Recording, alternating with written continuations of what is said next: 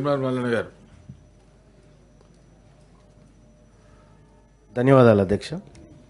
అధ్యక్ష, ముఖ్యంగా పోలీస్ డిపార్ట్మెంట్లో ఉన్నటువంటి సమస్యలు అధ్యక్ష, పోలీస్ డిపార్ట్మెంట్లో ఉన్నటువంటి కింది స్థాయి హోంగార్డ్ దగ్గర నుంచి ఎస్ఐసిఐ స్థాయి వరకు అనేకమైనటువంటి సమస్యలు అధ్యక్ష. వాళ్ళు ఎక్కడన్నా చెప్పుకుందామంటే అది డిసిప్లినరీ యాక్షన్ అంటున్నారు, లేకపోతే వాళ్ళు ఎవరికి చెప్పుకోలేకుండా యూనిఫామ్ సర్వీసు, తర్వాత దానికి కొన్ని నిబంధనలు కూడా ఉన్నాయి అధ్యక్ష.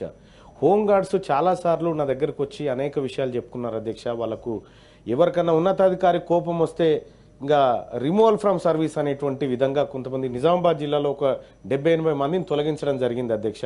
సో గతంలో జరిగినటువంటి పొరపాటు లేకుండా వాళ్ళ ఉద్యోగ భద్రత విషయంలో కానీ, లేకపోతే వాళ్లకు చెల్లించాల్సినటువంటి వేతనాల విషయంలో కానీ రాష్ట్ర ప్రభుత్వం, కాంగ్రెస్ పార్టీ ప్రభుత్వం మేనిఫెస్టోలో చెప్పింది, ఆ మాట కట్టుబడుతూ ముందుకు పోతుందన్న నమ్మకం ఉంది సార్.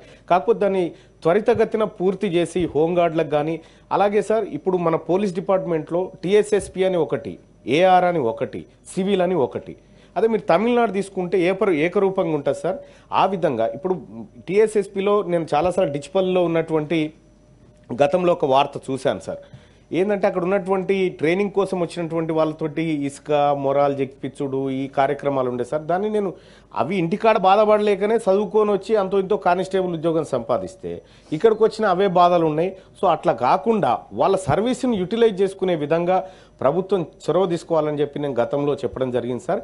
ఈ అందరినీ, ఈ టీఎస్ఎస్పీ తర్వాత ఏఆర్ సివిల్ వీళ్ళందరినీ ఒకే వేదిక మీదకి తీసుకొచ్చి ఏకరూపకంగా వాళ్ళ సేవలు వాడుకోవడానికి ప్రభుత్వం ముందు ఏమైనా ఆలోచన ఉందా అని తమరి ద్వారా మంత్రి గారి ముందు ఒకటి చెప్తా ఉన్నాను అధ్యక్ష.